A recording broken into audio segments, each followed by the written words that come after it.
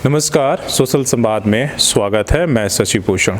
आज हम जो हमारे पीछे देख रहे हैं ये फूड सेफ्टी ऑफिसर का ऑफिस है और इनकी जिम्मेदारी ऑफिस देखकर अंदाज़ा ये लगा सकते हैं कि इनकी जिम्मेदारी जो है जो पूरा ज़िला है, इधर का पूरा इलाका है, वो उसका जो खाद्य पदार्थ है, होटल हो गए या जनरल स्टोर हो गए, उन तमाम जगहों पर कि जो खाद्य पदार्थ हमारे घरों तक पहुँच रहा है, जो हम खा पी रहे हैं, वो सही सलामत है, खाने के योग्य है कि नहीं, ये यहाँ से निर्धारण होता है। बहुत बड़ी जिम्मेदारी है।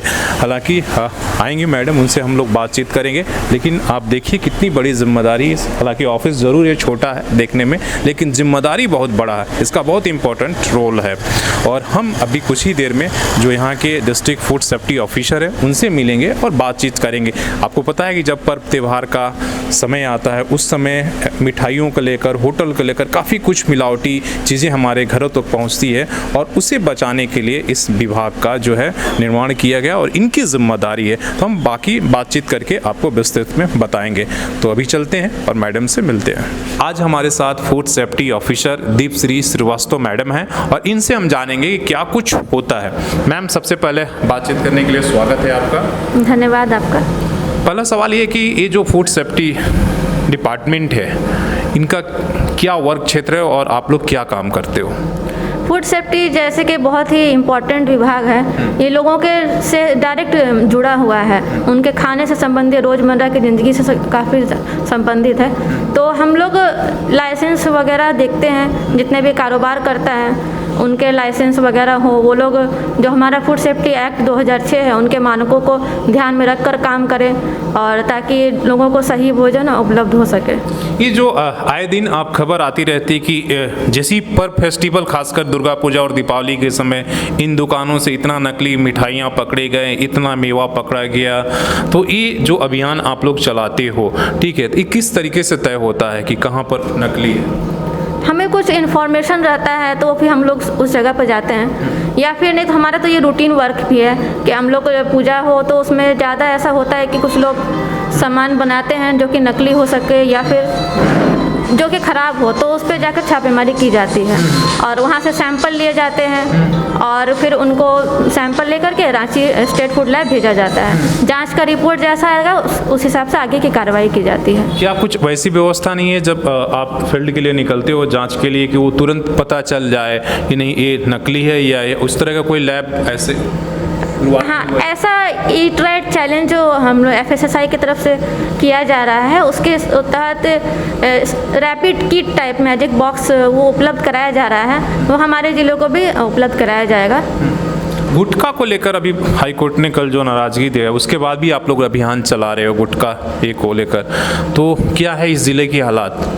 नहीं, गुटखा को लेकर हम लोग उसके बाद अभियान नहीं चला रहे हैं। हम लोग काफ़ी पहले से गुटखा और पान मसाला के ऊपर ध्यान दे रहे हैं कि चूँकि लास्ट ईयर ही काफ़ी सैंपल लिया गया, पूरे ज़िले से, झारखंड से सैंपल लिया गया और उसे स्टेट फूड लैब भेजा गया और उसमें मैग्नीशियम कार्बोनेट पाए जाने के कारण उसको अनसेफ भी, काफ़ी ब्रांड्स को अनसेफ घोषित किया गया और हमारे सचिव और खाद्य सुरक्षा आयुक्त उनके द्वारा 8/5/2020 को आदेश किया गया कि 11 ब्रांड को बैन किया, प्रतिबंधित किया गया है और उस ब्रांड को अगर कोई सेल करता है या किसी भी तरह से व्यवहार में लाता है तो उसके ऊपर कानूनी कार्रवाई की जा सकती है। ये क्या इसके अंदर जो बड़े होटल्स हैं शहर के वो भी आते हैं, और क्या नकली जो कारोबार है मिठाई का या खाद्यान्न पदार्थ, उसके लिए आप लोग क्या प्रावधान रखे हो? क्या उनके खिलाफ क्या कार्रवाई होगी?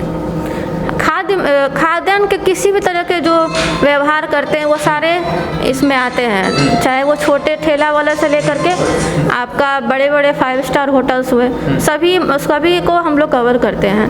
और जैसे नकली का आप लोग कहें तो अगर कोई, हम लोग जाते हैं जिस समय सैम्पलिंग वगैरह करने या औचक निरीक्षण पर अगर पाया जाता है उस तरह से, तो हमारे जो DO हैं उनके आदेश के अनुसार, हर जिला में डेजिग्नेटेड ऑफिसर्स हैं, उनके आदेश के अनुसार उनको तत्काल साल ही डिस्ट्रॉय करवाया जा सकता है, या फिर जैसा सैंपल जाएगा और उसकी जांच की रिपोर्ट के कोई सजा का प्रावधान है ऐसा?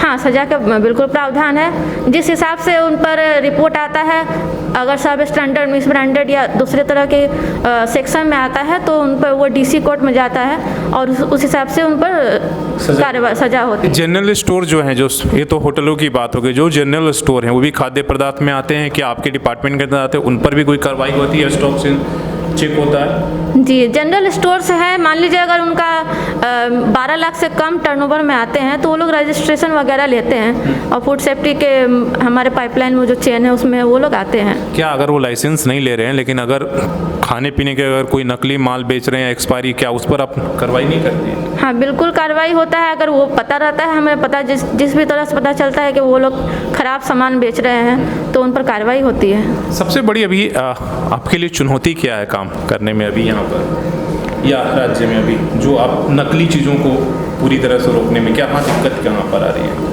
हम लोग तो, हमारा डिपार्टमेंट यहाँ पे नया है थोड़ा, बट हम लोग पूरी कोशिश कर रहे हैं कि लोगों को सही सामान, सही खाने के वस्तुएं उपलब्ध हो। और क्या मैन पावर की कमी है वो? क्या आपके पास कितने अभी स्टाफ हैं? पूरी इतना बड़ा जिला है।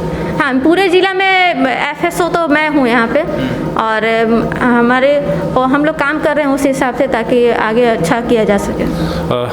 आपका धन्यवाद बहुत बहुत। जैसे कि हमने आपको जानकारी पहुंचाने की कोशिश किया कि कितना बड़ा फूड सेफ्टी ऑफिसर का भी रोल है, इम्पोर्टेंट रोल है हमारे खाने पीने को लेकर, मिलावटी चीज़ों को जो हो रहे हैं उससे रोकने के लिए। लेकिन दिक्कत कहीं ना कहीं जिस तरीके से जितना बड़ा स्ट्रक्चर होना चाहिए था वो कहीं नहीं दिख रहा, इसलिए कि काफ़ी कम मैन पावर भी है और संसाधन भी। गाड़ी वाड़ी है कि नहीं? गाड़ी मतलब उपलब्ध कराया जाता है जब हम लोग को कहीं जाना होता है। नहीं, हमारे पास पर्सनल नहीं है अभी, बट डिपार्टमेंट से हो रहा है कि हमें पर्सनल भी उपलब्ध कराया जाएगा।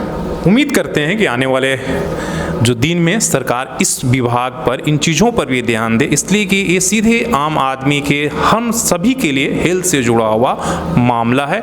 आप देखते होंगे विदेशों में इसको लेकर कितनी ज़्यादा जागरूकता होती है।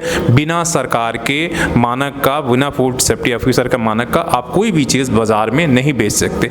लेकिन भारत, ये केवल झारखंड में नहीं बल्कि पूरे भारत में हम कहीं ना कहीं इस चीज़ों को लेकर लापरवाही बरतते हैं। ज़रूरत है इन चीज़ों को लेकर जागरूकता के साथ साथ सरकार को कड़े कानून और कड़े प्रावधान करने का, और इस पर जो मैन पावर हो या गाड़ी हो, संसाधन भी उपलब्ध कराने का।